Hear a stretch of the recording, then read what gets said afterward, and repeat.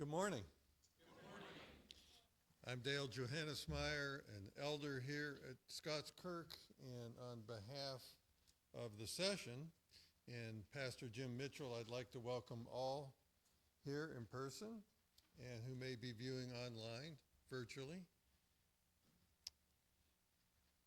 I'd like you also to, after the worship service, read the announcements in the bulletin, but there are a couple I'd like to highlight. We do have our Labor Day cookout at the Kempton's home tomorrow from 3 to 6. There have been flyers that have been passed out. I think there's some still out there at the rear of the church. Where's Barbara? Barbara's not here. Dallas is here. On the table back there. Okay. Also, good news, the Evangelism and Outreach Ministry team wants to thank all who donated money for the emergency generators for Hope's House and Home of Hope. We collected $1,265 for that, which is great. That'll go towards purchasing a generator for each one of those facilities. And also the family devotion guide that was available last week. If you didn't receive yours, they are back in the table outside the church offices. Please get one if you haven't received one already. So as we get ready to worship, we need to prepare our hearts and minds for worshiping our awesome God. So if you would please, in the bulletin, we have printed the verse from John 15, verse 26. Please read that as we prepare to worship God.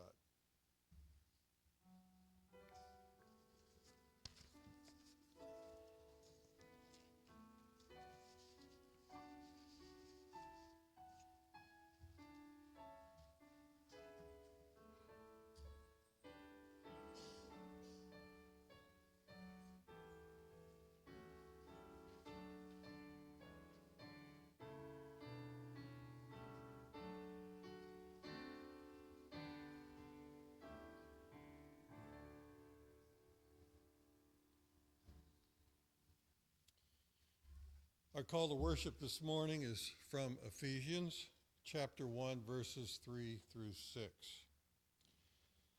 Blessed be the God and Father of our Lord Jesus Christ, who has blessed us in Christ with every spiritual blessing in the heavenly places, even as he chose us in him before the foundation of the world, that we should be holy and blameless before him.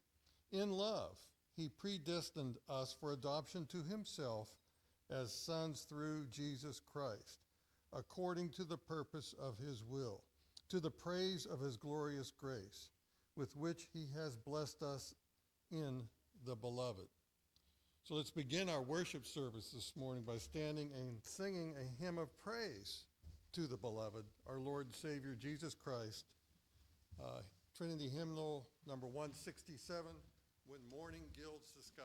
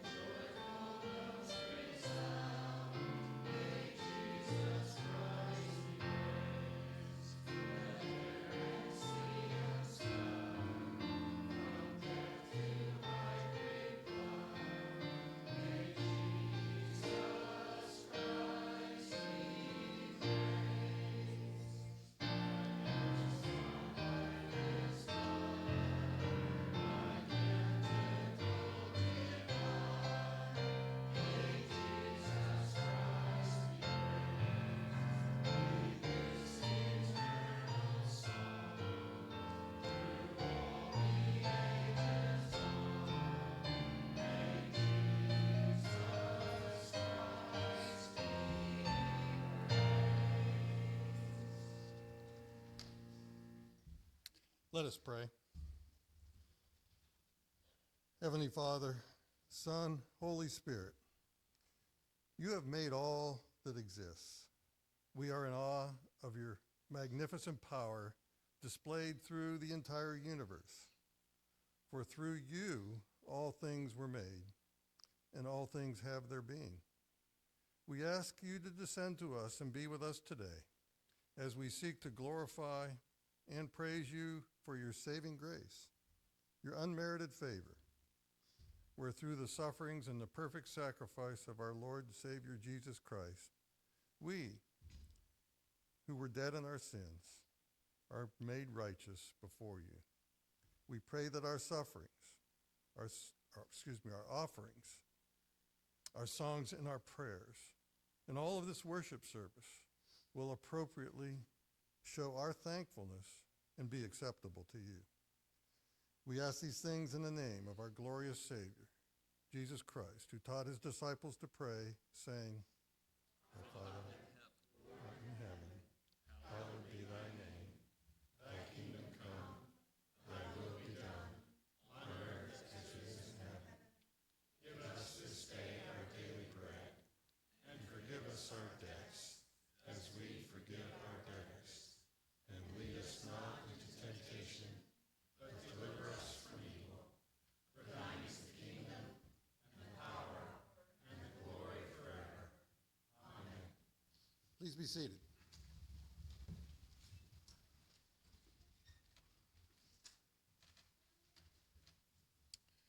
For our confession of sin this morning, we'll read together the prayer as printed in your bulletin. Let us read together. Merciful Lord, we confess that with us there is an abundance of sin, but in you there is the fullness of righteousness and abundance of mercy. We are spiritually poor, but you are rich, and in Jesus Christ came to be merciful to the poor.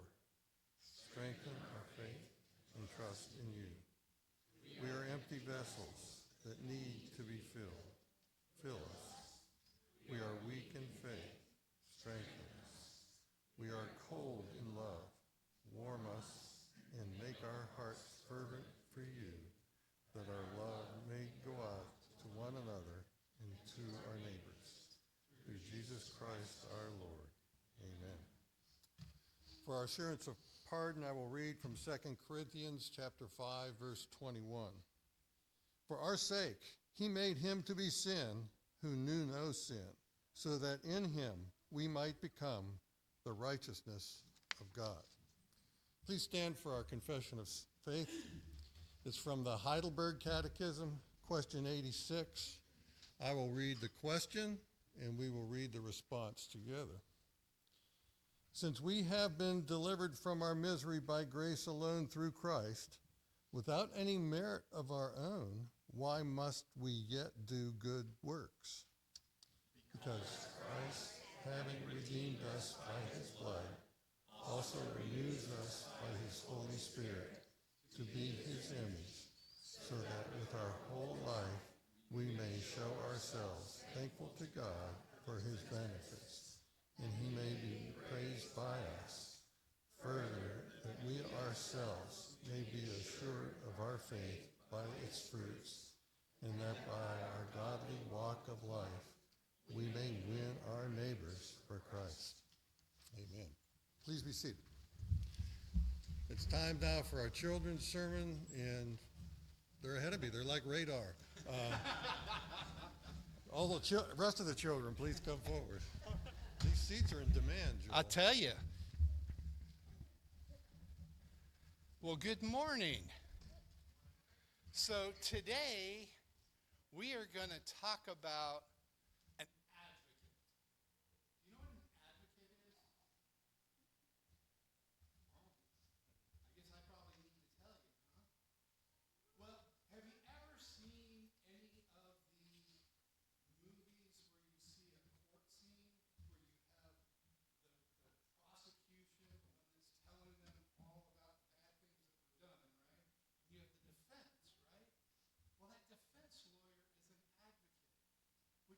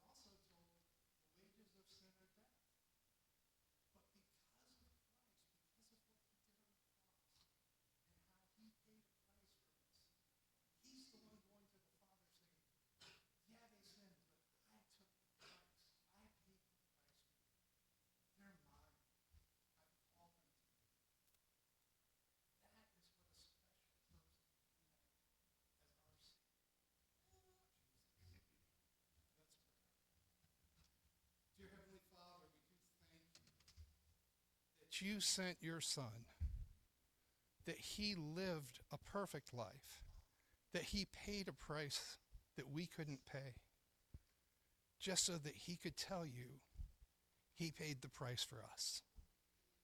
That because of what he did, you look at us with his righteousness. In Jesus' name we pray. Amen.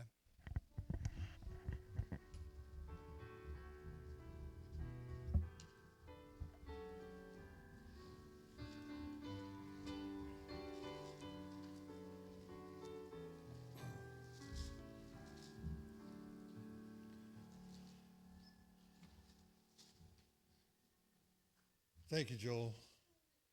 It did strike me while Joel was talking about the advocate, how costly it is for that advocate in the courtroom, and we pay the price for that advocate in the courtroom. Our advocate before God paid the price for us. It's quite profound if you think about it. So our scripture reading this morning is Isaiah 53. Few chapters in the Bible so vividly depict the glory of the gospel in the humiliation and exaltation of Christ as Isaiah 53. Some have even called it the gospel according to Isaiah. Of course, Isaiah was a prophet, but the Holy Spirit gave him the words to write.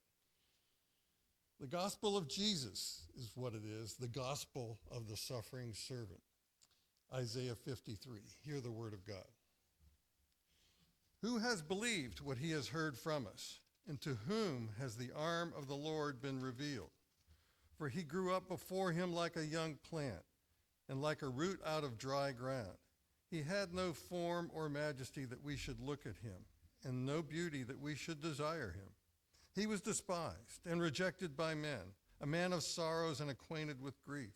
And as one from whom men hide their faces, he was despised, and we esteemed him not. Surely he has borne our griefs and carried our sorrows, yet we esteemed him stricken, smitten by God, and afflicted. But he was pierced for our transgressions. He was crushed for our iniquities. Upon him was the chastisement that brought us peace, and with his wounds we are healed. All we like sheep have gone astray. We have turned every one to his own way, and the Lord has laid on him the iniquity of us all. He was oppressed, and he was afflicted, yet he opened not his mouth. Like a lamb that is led to the slaughter, and like a sheep that before its shearers is silent, so he opened not his mouth. By oppression and judgment he was taken away. And as for his generation, who considered that he was cut off out of the land of the living, stricken for the transgression of my people. And they made his grave with the wicked, and with a rich man in his death, although he had done no violence, and there was no deceit in his mouth. Yet it was the will of the Lord to crush him. He has put him to grief. When his soul makes an offering for guilt, he shall see his offspring. He shall prolong his days. The will of the Lord shall prosper in his hand. Out of the anguish of his soul he shall see and be satisfied. By his knowledge shall the righteous one, my servant, make many to be accounted righteous, and he shall bear their iniquities. Therefore I will divide him a portion with the many, and he shall divide the spoil with the strong, because he poured out his soul to death, and was numbered with the transgressors. Yet he bore the sin of many, and makes intercession for the transgressors. The grass withers, the flower fades, but the word of our God will stand forever. Amen. And at this time, it's my privilege to invite the ladies forward for the sacrament of baptism for Malachi Lady.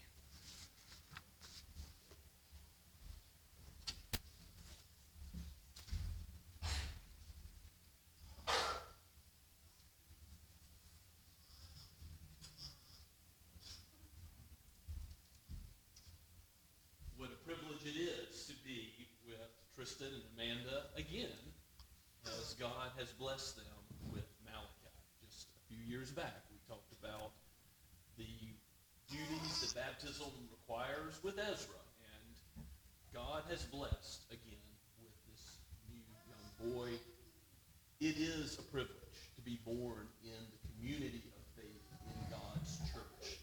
As in Old Testament Israel, the sacrament of baptism is likened to circumcision, where God marks out his people visibly and says, you are mine. You will receive the blessings of my word, not only growing up in a family where you're taught my word, but also in the church, with all the helps and people of God, the shepherds, the undergirders under Christ, leading these young ones in the way everlasting. So may it be. As we discuss these things again, I now ask you these four vows, Amanda and Tristan, if y'all will answer together in unison, and then I'll have a vow for the congregation as well. Do you renew the vows which you made when you received the Lord Jesus Christ as your personal Savior and entered into the full communion of this church? And do you acknowledge that your child is a sinner in need of the cleansing blood of Jesus Christ and of the Holy Spirit? And do you claim God's covenant promises on this child's behalf? And do you look in faith to the Lord Jesus Christ for this child's salvation as you do? And finally, do you now covenant and promise in humble reliance on the grace of God to bring up your child, to love God, and to serve him to the end that your child may come to commit his life to Jesus Christ as Lord and Savior? And that being the case, I ask you, members of Scots Kirk and family, you may stand in solidarity if you wish. Members of Scots Kirk, if you undertake this responsibility with these parents for the covenant upbringing and nurture of this child, please stand. Let's pray together. Father, we give you praise that you have so ordained things, that not only have you given Malachi life and breath, but you have given him two parents that know you and are leading him according to your word. May you strengthen them for this task, Lord. May we as a church also guide them by the good news of the gospel, the remission of sins found in Christ, and your holy law, as it is the way in which we are to live out of thanksgiving for all that you are and all that you have done. May these covenant promises be Malachi's in the fullness of time, orchestrate events, so that he comes to call upon you as his Father in heaven. And may we be brothers and sisters, mothers and fathers in the faith for him. O Lord, to the praise of your glorious grace, we ask it in Jesus' name. Amen. Please be seated.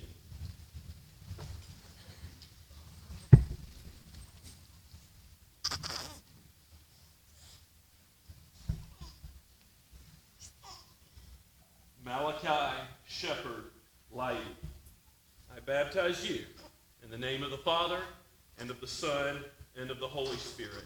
Amen.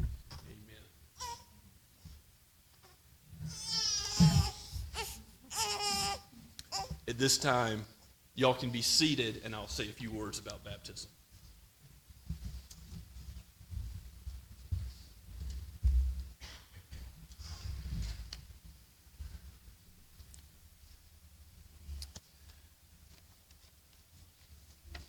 As we welcome the newest member of Scots Kirk Presbyterian, I want to draw your attention to 1 Peter chapter 3. 1 Peter chapter 3, at the end of the chapter, has a section that has a few things that are difficult to understand in it, and I'm not going to explain everything that could be explained in this text. But starting at verse 18, I'm going to read to the end of the chapter, as it tells us about baptism and why we do mark out, as they did in the book of Acts, in Acts chapter 2, whole households, those born of believers, as well as those who profess faith themselves in Christ, also the children of believers.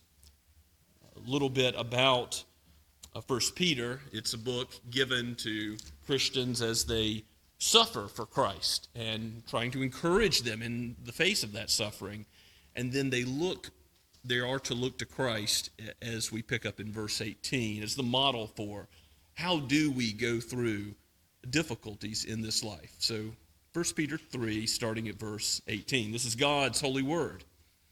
For Christ also suffered once for sins, the righteous for the unrighteous, that he might bring us to God, being put to death in the flesh, but made alive in the Spirit, in which he went and proclaimed to the spirits in prison, because they formerly did not obey when God's patience waited in the days of Noah, while the ark was being prepared, in which a few, that is 8 persons, were brought safely through water.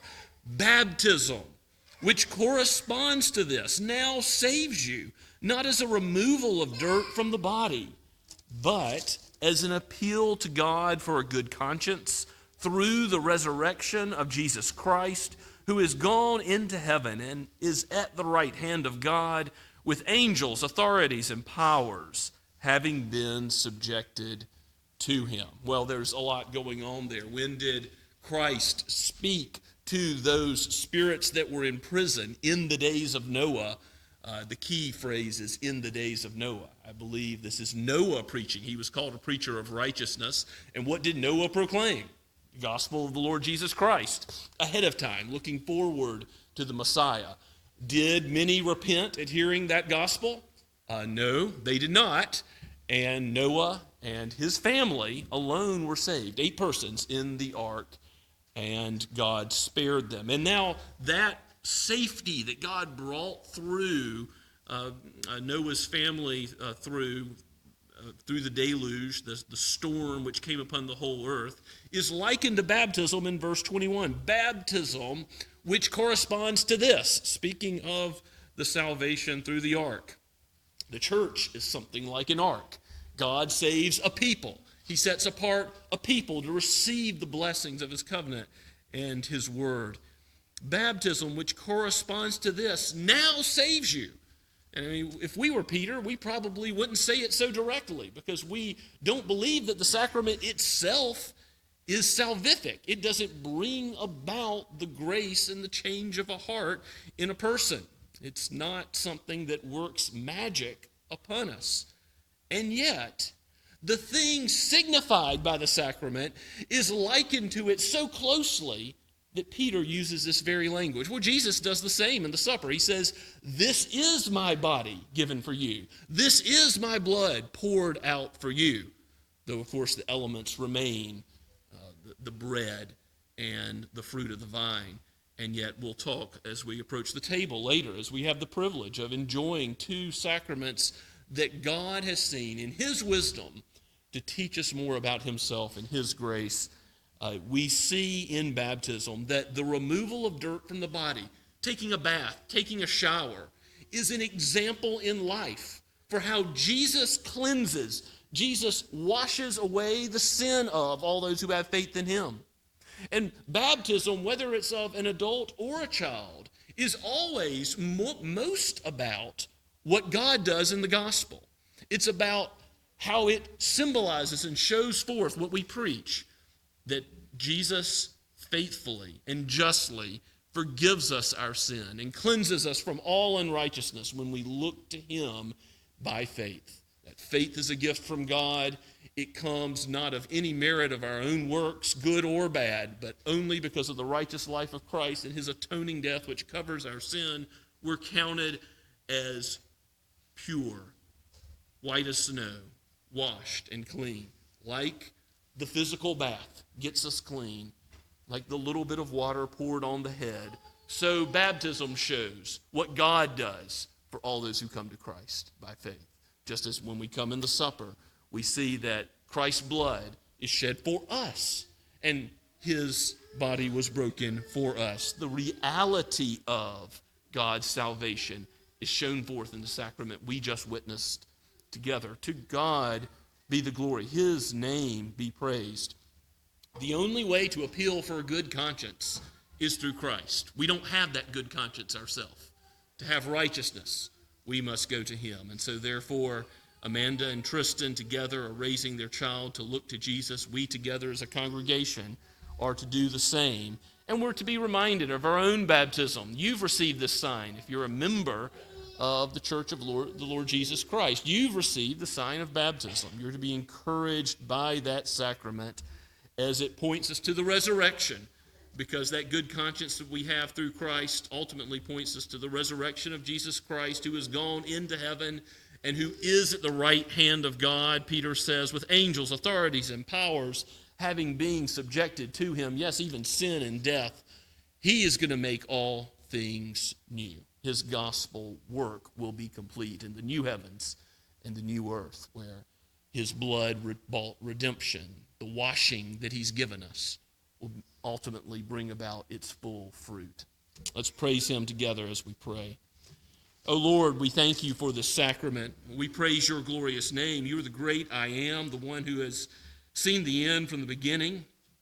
We thank you for how your gospel is present even in the days of Noah and is present today. Like Israel long ago, you are still marking out your people, and we thank you for Tristan and Amanda and all their family and this church body. Lord, aid us by your Holy Spirit to walk in your ways and to point those young ones, those dear children, that we have some part to play in influencing and being a part of their lives by your grace. Point them also in that same way. For you, O Lord Jesus, are the way, the truth, and the life. No one comes to the Father but by you. To the praise of your glorious grace, we praise you and thank you and pray even now. Amen. As we continue to go before the Lord, let's pray once again. Our Father in heaven, we thank you that you have given us this day, that you have called us to yourself, that you've given us life and breath. We know that you have not left us to live the Christian life alone, but you have called us to be a part of a people, to work together in unity with love towards one another. Help us in that walk. May your name be praised by our life as we live it out together. Lord, make us a forgiving people. Father, a people who are patient and gentle with one another, that the world may see, that you would bring in all those who are your sheep, that those who have not yet repented of their sin would repent and trust in Christ.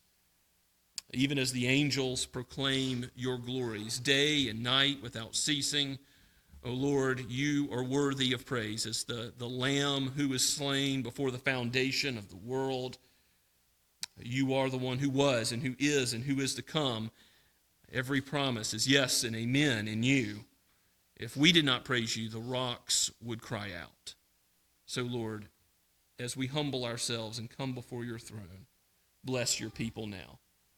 Condescend and give us your presence.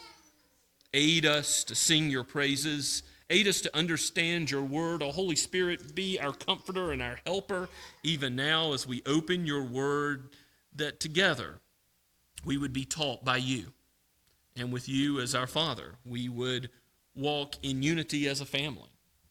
Father, we give you praise that you are at work amongst the various ministry teams of the church. Aid our fellowship in that work. Give us wisdom as decisions are made. Bless the deacons and the elders of this church. And Lord, raise up those who in the future will serve in these these offices that you have ordained in your word. Equip and give us those men that would serve in this capacity in the days to come. We think of your faithfulness in the past, Lord, to the Associate Reformed Presbyterian denomination, to Scots Kirk in particular, to this presbytery. Father, we pray that you would aid us as a denomination to keep planting churches in the Low Country. Bless our brothers and sisters in Shem Creek and around the United States. We think of the many parts of this nation that still have few Reformed congregations and certainly few Associate Reformed Presbyterian churches. We pray for your blessing on those church planting efforts that are already commenced, for this is difficult work. We pray that you would bless the Westmorelands in Norman, Oklahoma, and the work there. We ask, Lord, that you would give us a presence throughout the Midwest. We ask that you would raise up those who would be called to this task and give them the strength to do it. We pray for those who will attend seminary or attending even now. And Father, we ask that you would raise up ministers who are strong in your word and able to apply it to the heart, both in public and in private, not shrinking back from declaring your whole counsel for this denomination. We pray for Erskine Seminary. We pray for Reformed Theological Seminary in Westminster and other Reformed bodies that are raising up the next generation. Father, let there be those who will be willing to give up earthly comforts and go to the mission field. We think even of our own number and continue to ask that. Give us opportunities for short-term missions. We pray, if it would be your will, next summer, Lord. We ask that you would bless our youth as they go to Bon Clarkin and hear your word preached this fall. Lord, give fellowship and grace as you grow them towards one another. But most of all, Lord, may they grow in the grace and knowledge of the Lord Jesus Christ and grow in him, abiding in his love. We thank you, Father, that you have seen fit to have this congregation raise monies for generators for the Home of Hope and Hope's House. May these be a blessing to them in the days ahead, and may your name be glorified as a result. Lord, we pray for kings and presidents and parliaments, for people in positions of power in every place. For we know that you are the God of every nation, tongue, and tribe, that all things fall out according to your sovereign will. So, Lord, we pray for wisdom for those who are over us, both locally and in this nation, and indeed as things fall out in the world. You break the bow, you shatter the spear, you burn the chariot with fire. We pray that you would cause wars to cease in the earth, that you would bless us with peace internationally so that the gospel would go forward, so that your church would not be afflicted. Oh, Lord, but we know we live in the last days where there are wars and rumors of wars, where these things are common, where your people are afflicted. In your wrath and judgment against sin, remember mercy. Aid your children as we suffer in this life through trials or at the hands of ungodly men. Lord, we do pray for our culture, that what is said amongst us would be true, that there would not be good called evil and evil called good. We pray for the sanctity of marriage to be upheld. We ask for the reality of human gender to be upheld. And Lord, we pray these things knowing that you are sovereign, and even in a world that does not acknowledge you, you are sovereign still over your people. And so we lift up your flock to you, O shepherd. Jesus, we pray, as the great shepherd of the sheep, lead us now through every green pasture and every dark valley all the way home. We pray for those who mourn, for those who are sick and ill amongst us, for those who are traveling. Lord, guide your sheep in these ways, in these times. But also, Lord, guide us spiritually. Give us the peace that passes all understanding. Guide us by the words of eternal life, which are found in Christ alone. For it is in his holy name that we pray. Amen. And let us stand to sing once again now from Trinity Hymnal number 172. Let us love and sing and wonder.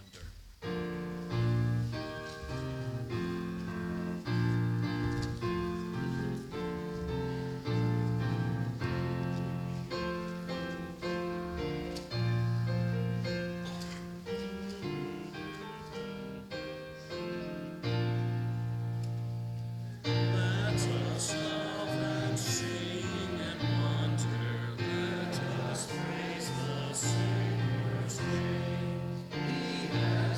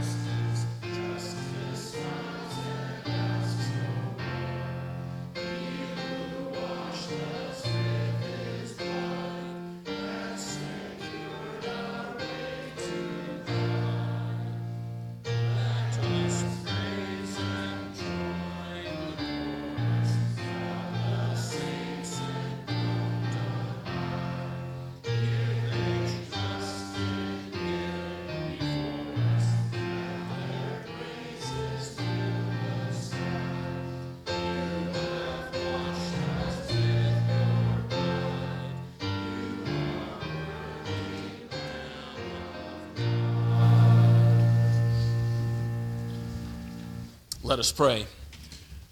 O Father, Son, Holy Spirit, from eternity past, you have ordained to redeem a people for yourself, to give your love to a flock, and to lead us all the way home, to behold the light of your glory, to know your presence, to abide in your love, your everlasting love. And as we go as pilgrims to that better land, we ask that you would help us with the eyes of faith to walk in wisdom, to use our lives as living sacrifices to your praise. Let our time and talents and treasure be dedicated to you, O Lord, not for the praise of any man or institution, but for the praise of your glorious name. We ask it in Jesus' name. Amen.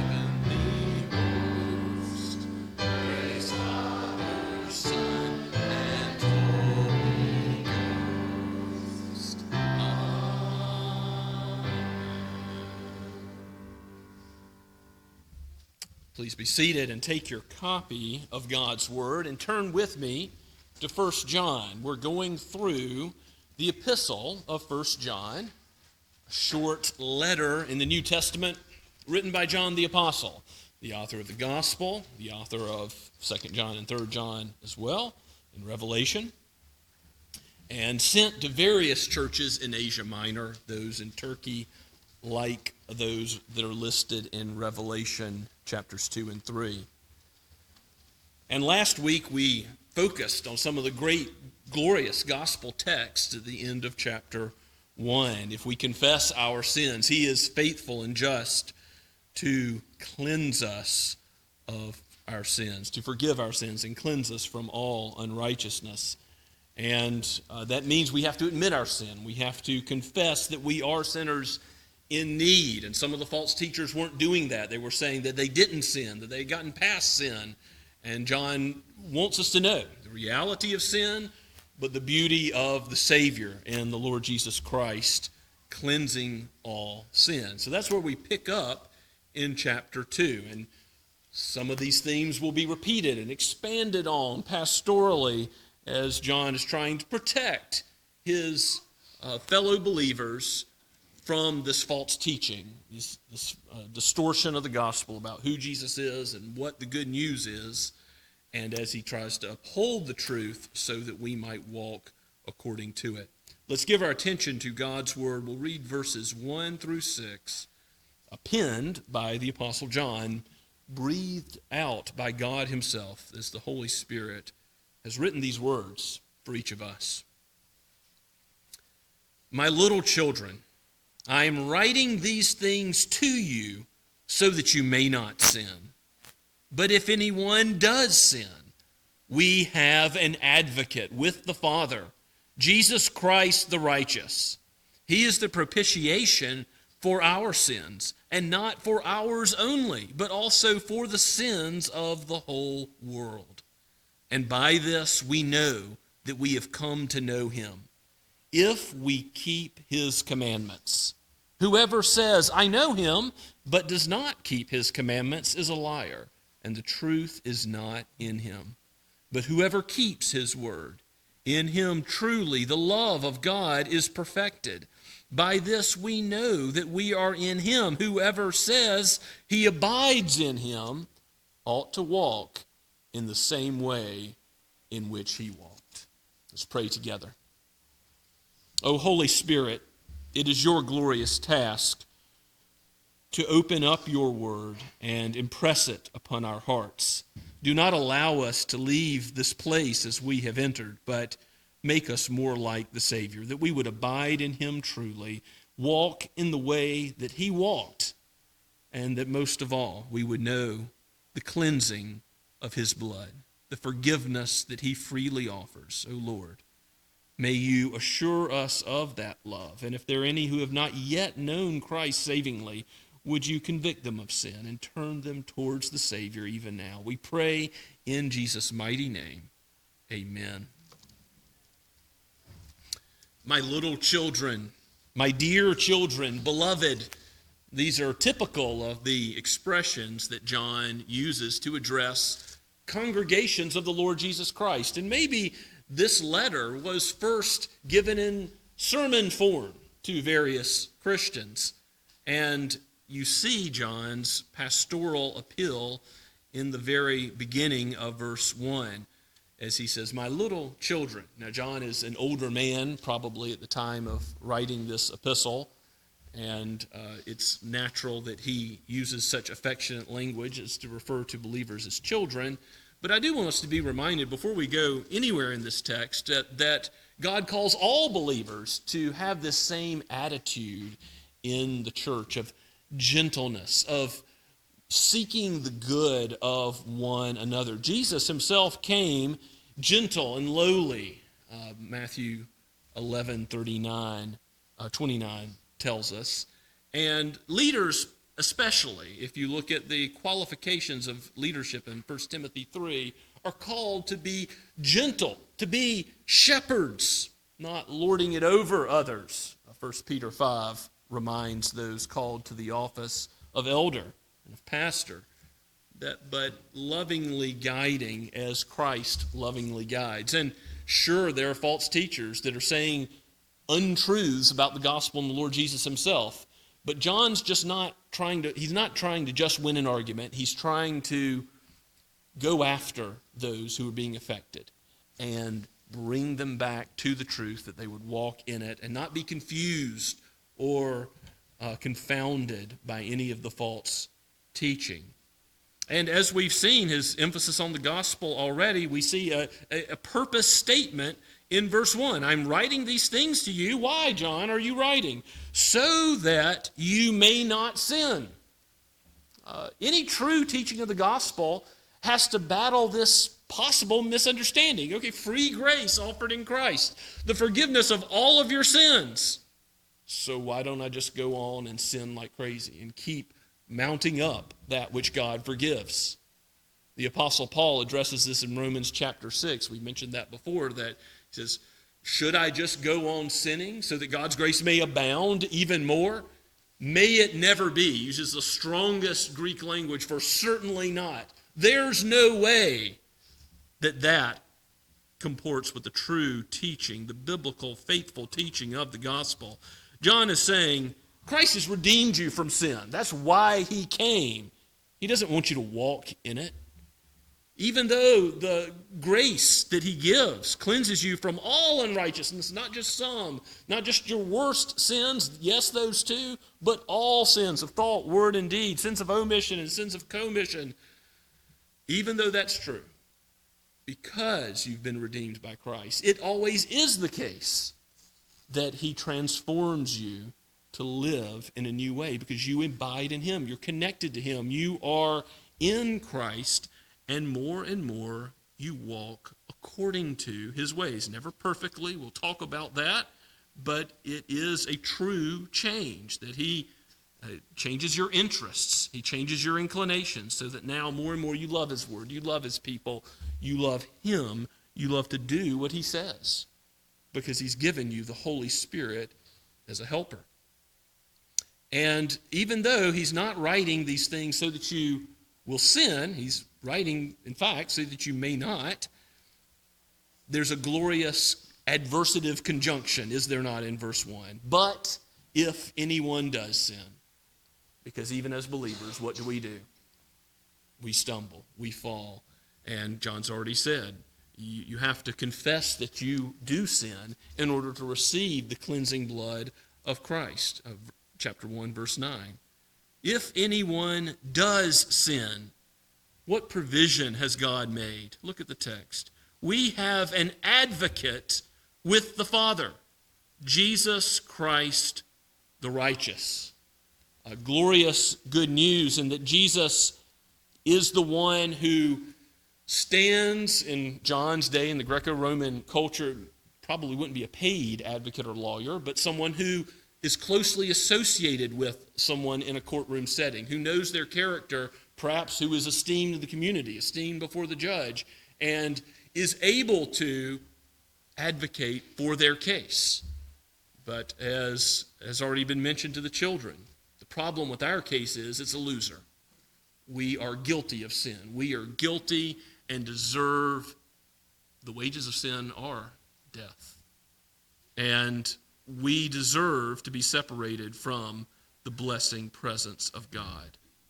But Jesus Christ not only argues for us, his life and death are the very basis upon which he argues. He is both the priest and the sacrifice. Hebrews tells us that the blood of bulls and goats could never forgive sin, but those things pointed forward to a coming Messiah.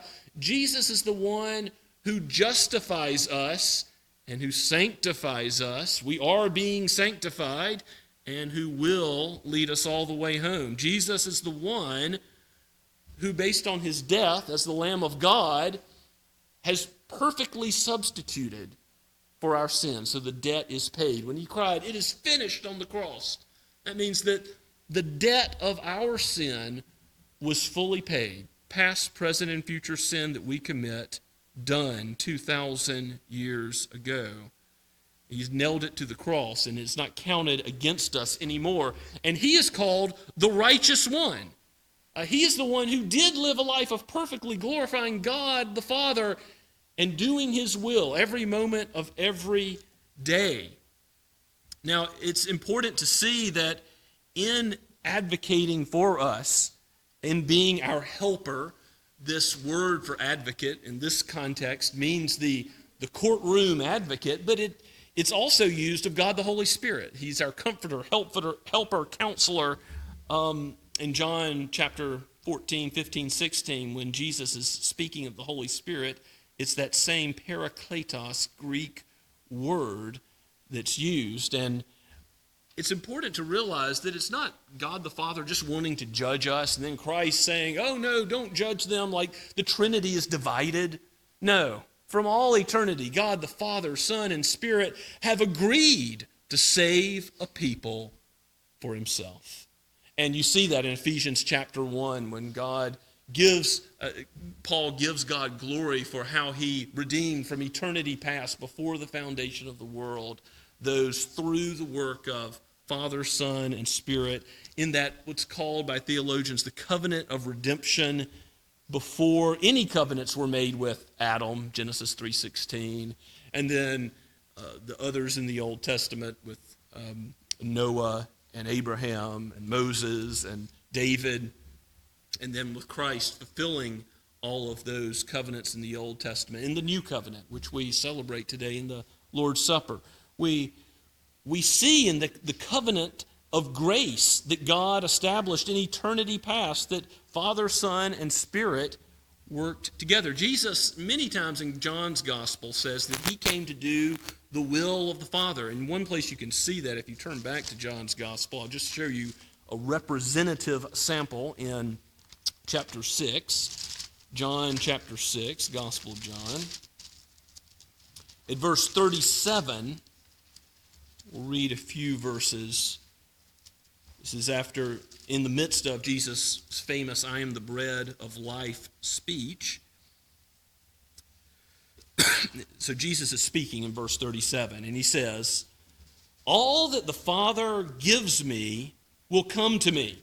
So Jesus is sure when he is coming to this world as the God-man that everyone that the Father has given will come. That he will orchestrate events such that they come in faith and are saved. "And whoever comes to me, I will never cast out." So he knows the future, that we're going to be kept safe through eternity future as well. And Jesus goes on to say in verse 38, "For I have come down from heaven, not to do my own will, but the will of him who sent me." Father and Son in agreement. "And this is the will of him who sent me, that I should lose nothing of all that he has given me, but raise it up on the last day. For this is the will of my Father, that everyone who looks on the Son and believes in him should have eternal life, and I will raise him up on the last day." And again, you fast forward through John's Gospel, and you see how when he talks about the Holy Spirit as a helper and comforter, whom both the Father and the Son send, this is the Trinity working in concert and agreement to accomplish God's eternal purposes. So see the salvation that Christ has accomplished and then advocates for us in that regard. The Father delights to save sinners. The Son delights to save sinners. And the Holy Spirit delights to save sinners. And applying the Son's work, it's all done by the same God, but the same agreeing desires for his glory and our good. What an amazing gospel this is. If you go back to 1 John chapter 2 and verse 2, another glorious gospel verse that has much content, it says at the very beginning, he is the propitiation for our sins. And you may not be familiar with that word, but to propitiate means to turn aside wrath. There is an aspect of Christ's work of expiation, of cleansing. And John has already referenced that in 1 John 1:9. The cleansing blood of Christ. "Wash me with hyssop, and I will be made clean. Wash me, and I'll be made whiter than snow," David says in Psalm 51. There is expiation, but what is the result of the cleansing blood of Christ being applied to us? Well, now, the wrath of God, which was due us because of our sin, is turned away. We have peace with God. Because of what we read earlier in the assurance of pardon, God made him to be sin who knew no sin. Jesus was counted as sinful, though he had no sin in him, so that we would be counted as the righteousness of God in him. 1 Corinthians 5:21. God has designed this world so that we can have our sins taken care of by Jesus standing in our place as a man. And he's able to stand in our place because he's God. Being both fully God and fully man enables him in a unique way to be the perfect sacrifice as the Lamb of God. Unblemished, truly live a perfect life positively and die a death that is worthy to propitiate the wrath of God due to any sinner that comes, because he is infinite in nature and our sins deserve an infinitely heinous punishment in separation from God.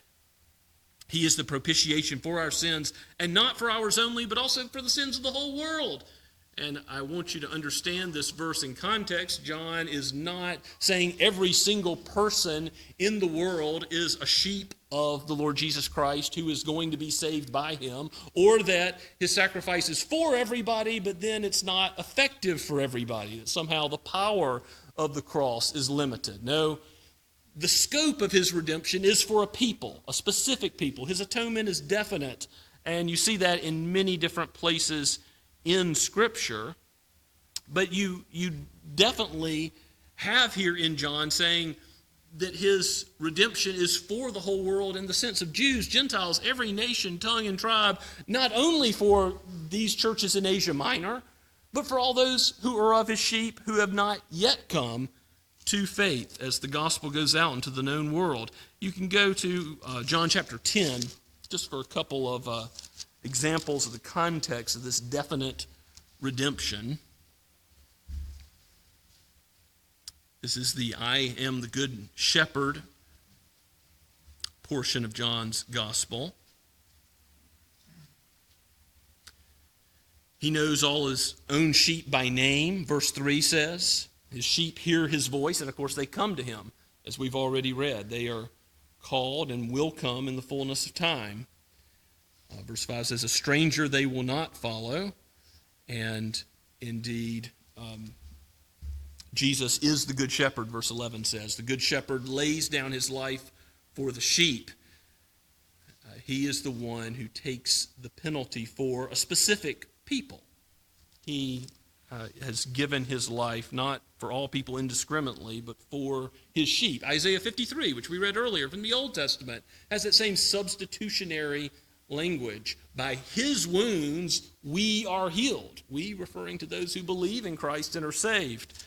He has died for specific people, the punishment taken for the elect.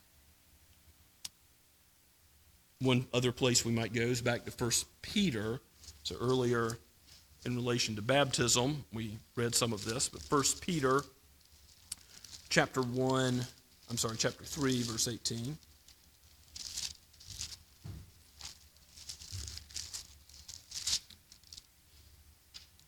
And this is where we began the reading about baptism in the days of Noah. For Christ also suffered once for sins, the righteous for the unrighteous, that he might bring us to God.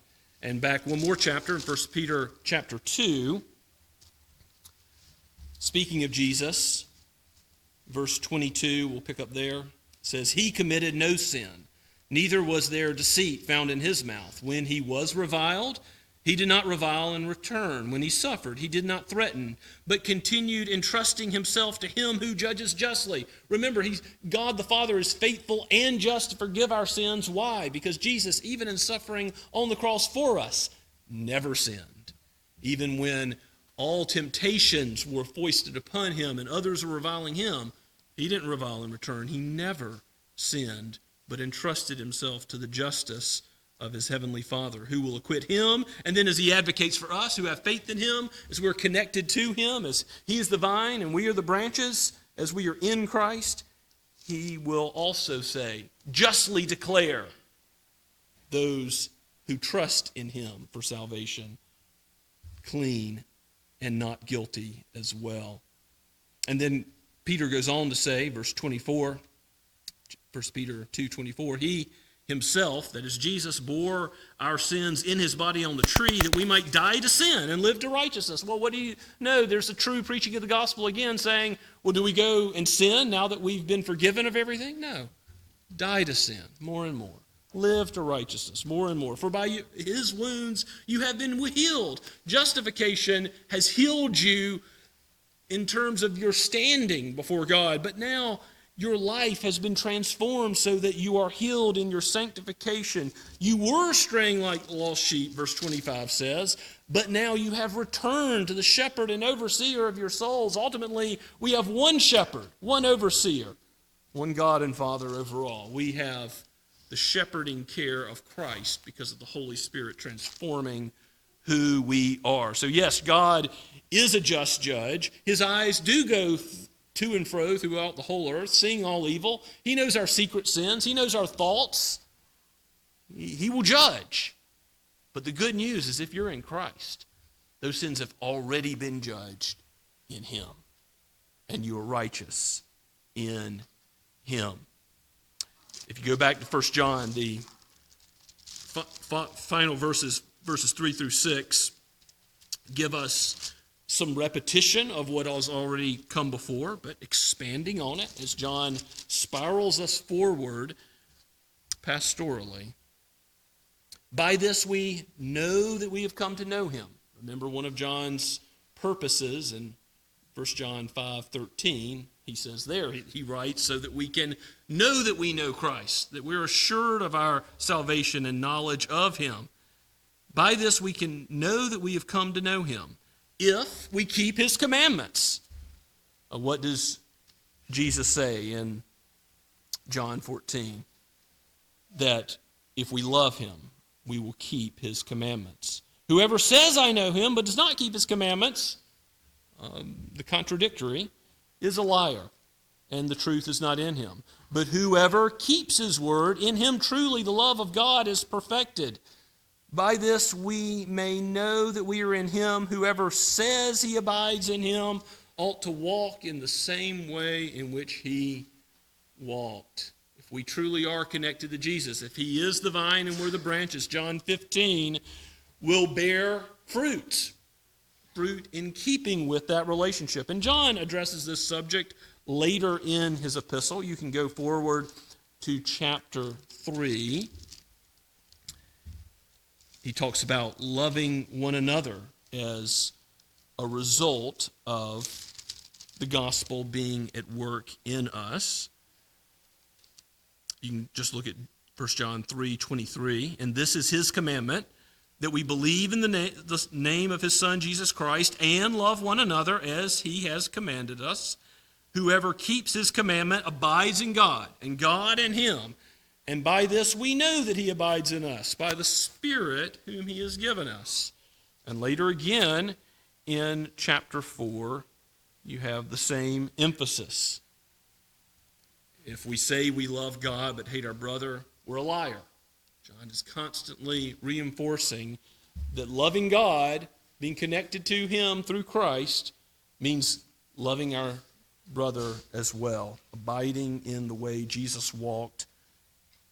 If you are relying on an event in the past, signing a card, walking an aisle, praying a sinner's prayer, that kind of thing, but your life is unchanged, you're just living in the same way, walking in darkness, it can be a source of false confidence. It can be something that you thought you were saved, but in fact you need to examine yourself and see that if you've trusted in Christ. Because if you have trusted in Christ, what should be the result? A changed life. Not a perfect life, not perfect fruit, because if you want true assurance, if you want to know that you've come to know him, who do you need to look to? Your own good works and bad works? No. You look to Christ, that he is the righteous one, that he is the perfect, spotless Lamb of God, that he cleanses you from all unrighteousness, that he propitiates the wrath of God, brings you peace with God, and takes away your sin, the wages of sin, death that you deserved. So a true Christian has a heartbeat, has a new heart by the Holy Spirit that is doing something more and more in the love of God, in the love of neighbor, because of that fundamental change. And yet, Jesus doesn't call us to look at ourselves. He calls us to keep our eyes fixed on the author and finisher of our faith, the Lord Jesus himself. So as we come to the table, that's where I want you to draw your eyes, not on your worthiness. How can you be sure that you're worthy to partake of the Lord's Supper, to know your need, to confess your sin, and know that he's faithful and just to forgive your sin. Know that his work is all you need for righteous standing before God, for his wrath to be turned away from you, to have peace and comfort now and forever. Let's pray together. Lord, we give you praise for this letter.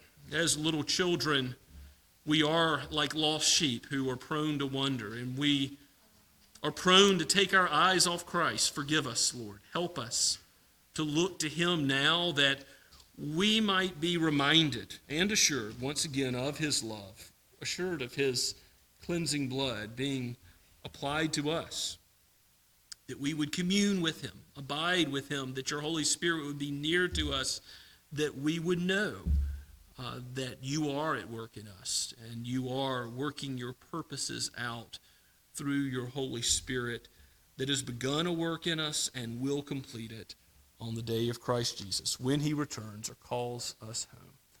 We pray all this in his holy name. Amen. Let's go before the Lord in praise once again as we respond to his word and prepare for the table.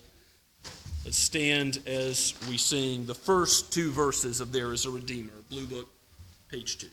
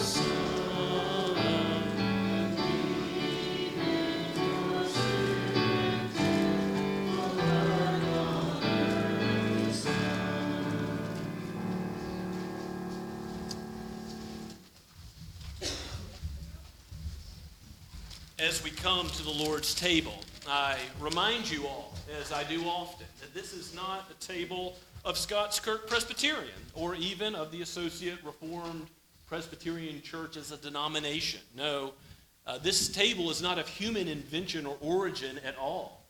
This table is from the God-man, the Lord Jesus Christ himself, and given for all believers. If you have professed your faith publicly, united to the church of the Lord Jesus Christ, and are in good standing in that church, not under discipline preventing you from taking of the Lord's table, we invite you to come and to partake now. Now, this table is not for those who are non-communicant members, children of believers who don't yet understand what is being symbolized by it. The Apostle Paul says we eat and drink judgment on ourselves if we do not discern the body and blood of Christ. So if your children have not yet reached that understanding, if they understand how the gospel is being preached, yes, to our senses, by these elements of bread and the fruit of the vine, and don't yet have them partake, but teach them, talk about it, so that later they will come to the point when they make that profession of faith in the same Lord Jesus Christ, who saves sinners and cleanses them, and that they will enjoy this communion we have both with God and with one another as the body abiding in him. I read to you the words of institution as the Apostle Paul gives them in 1 Corinthians chapter 11. For I received from the Lord what I also delivered to you, that the Lord Jesus on the night when he was betrayed took bread, and when he had given thanks, he broke it and said, "This is my body, which is for you. Do this in remembrance of me." And in the same way, also he took the cup after supper, saying, "This cup is the new covenant in my blood. Do this as often as you drink it in remembrance of me. For as often as you eat this bread and drink the cup, you proclaim the Lord's death until he comes again." Let's pray together. O Lord Jesus, may your death for sinners be proclaimed here today through this sacrament which you have ordained.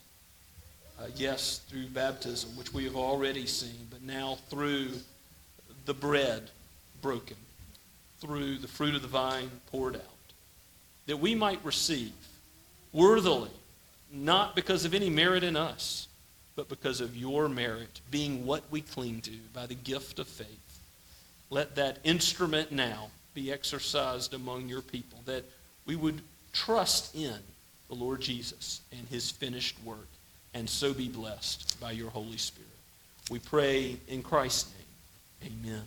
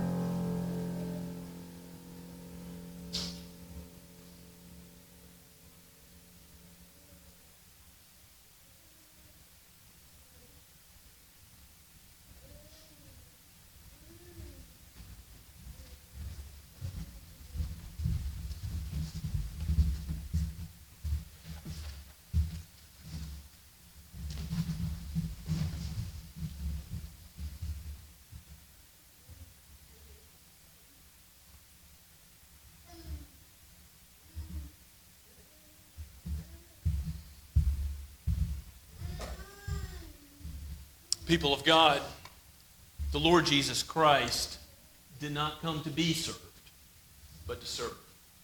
He came to give his life as a ransom for many. You are known to him.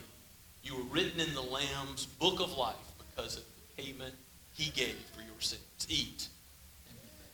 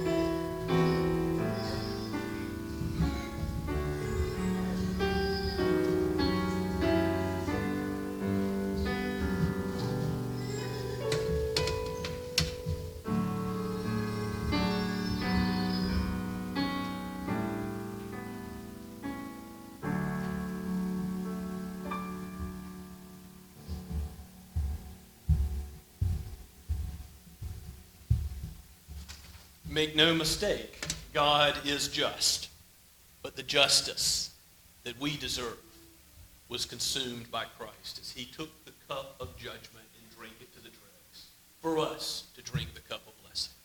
May God be praised.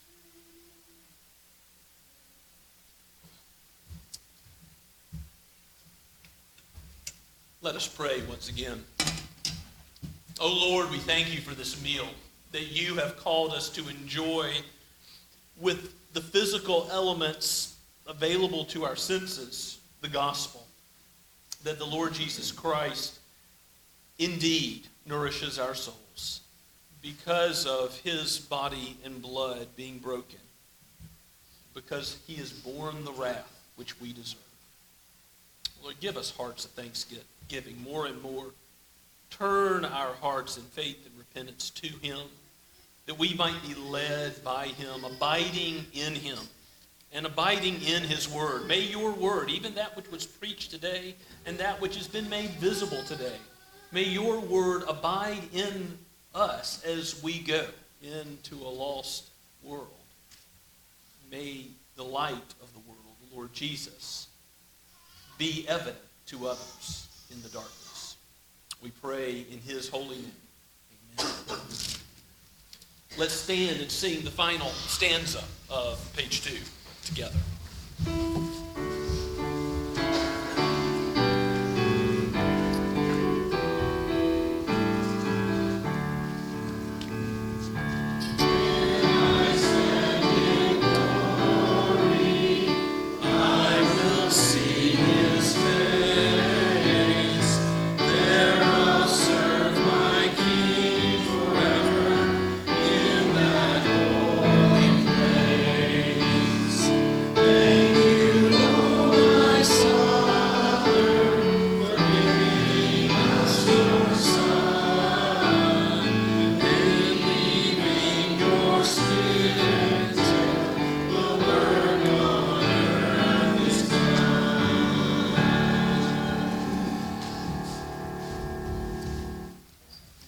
Now to him who is able to keep you from falling and to present you before his glorious presence without fault and with great joy. To the only God, our Savior, be the Lord Jesus Christ, be all glory, majesty, power, and authority through the Lord Jesus Christ, before all time, now and forever. Amen and amen.